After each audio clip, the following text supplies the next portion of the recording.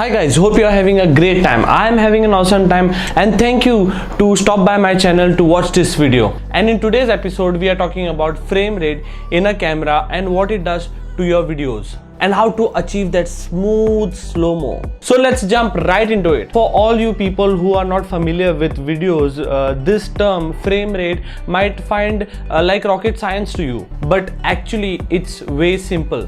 What happens is your camera takes a photograph, and video is nothing but a bunch of photographs stacked together and played together so it looks like it has motion. So when you are recording video, essentially what your camera does is it's continuously clicking pictures, and when you play it back, those same pictures are played in continuous order so it looks like there is motion to it. So a lot of you who shoot videos might even know of certain frame rates like 25 fps, 50 fps, 100 fps.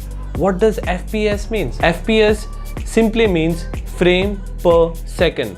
So it's the amount of frames that your camera is shooting in 1 second. So basically 25 frame means there are 25 pictures that are taken in 1 second. 50 frames, 50 pictures. 100 frames, 100 pictures. And largely the most accepted frame rate is 25 frames per second, that is 25 fps. In 25 fps your camera is shooting 25 frames in 1 second, and when you play it together to your normal human eye it looks like a continuous motion and it feels very realistic. It's very natural.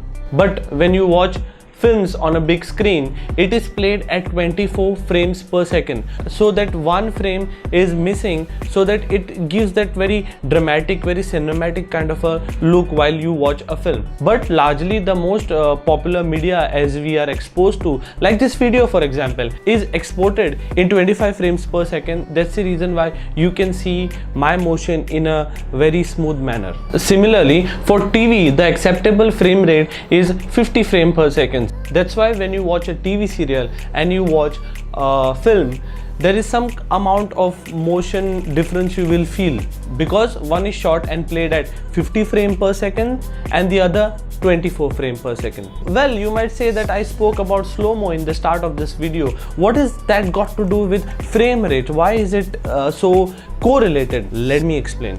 Like I told you, the most acceptable and what feels natural to our human eye is 25 frames per second, that is 25 frames in 1 second. So when you shoot at 50 frames per second, what you can essentially do is you get 50 frames in 1 second, so that allows you to slow down your footage by 50%. So that is your 50 frames, when you slow down it by 50% is 25 frames in 1 second. So your 1 second clip is stretched to a 2 second clip and it looks like the video is slowed down. And similar logic can be applied for 100 frames. If you shoot your video in 100 frames per second, it can be slowed down by 4 times. That is, if you shoot a 1 second clip, it can be made into a 4 second clip and you will get really smooth slow-mo. I know it might sound very techy and very scientific and you might not understand. So that's why I decided to explain this in a better way by using a pink frisbee. Yes, a pink frisbee, because nothing is identical to this color and you'll be able to find out what I'm trying to explain in a better way. So I went to shoot the B-roll with a frisbee, and that day it was evening time and it got dark really fast, so I decided to go there the second day. And now it's second day, trial 2. So you can see in this clip it was shot at 25 frames per second. Now this video was shot at 50 frames per second. Now this clip was shot at 100 frames per second. But here is where the magic really starts. 25 frames you can't really do anything because you shot it at 25 and you are going to export it in 25. But the clip which was shot at 50 frames per second, you can slow it down by 50% and look how the motion looks more smoother now, because you have shot it at 50 frames. There are way more frames in 1 second which you can stretch and make it look like a slow-mo. And moving on, the video which was shot at 100 frames per second is now exported in 25 frames after slowing it down by 4 times, and look how the video looks now. Isn't that slow-mo beautiful? To explain it further, I decided to use my scooter.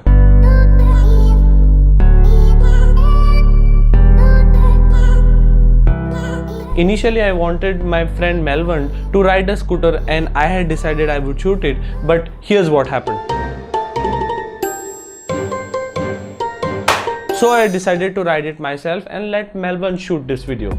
So here you can see the clips. This one is shot at 25 frames per second and exported in the same frame rate. The second one is shot at 50 frames and the third one is shot at 100 frames. And I did the same thing to this clip. First, 25 frames per second remains the same.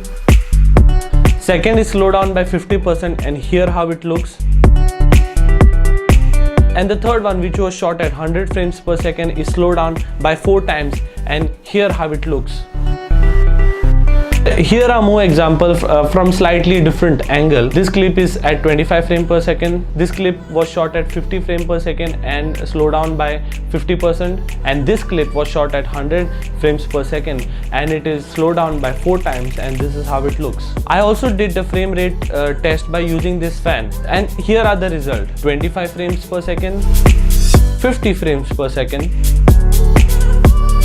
and 100 frames per second. All these are exported to 25 frames per second.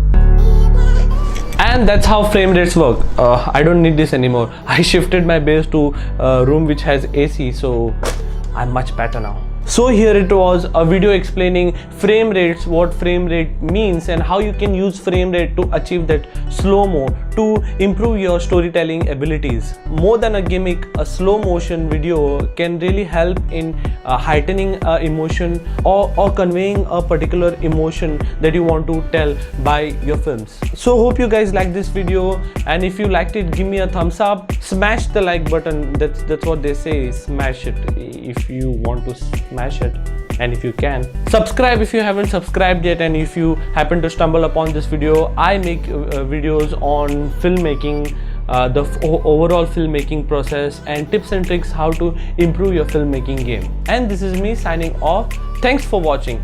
Peace.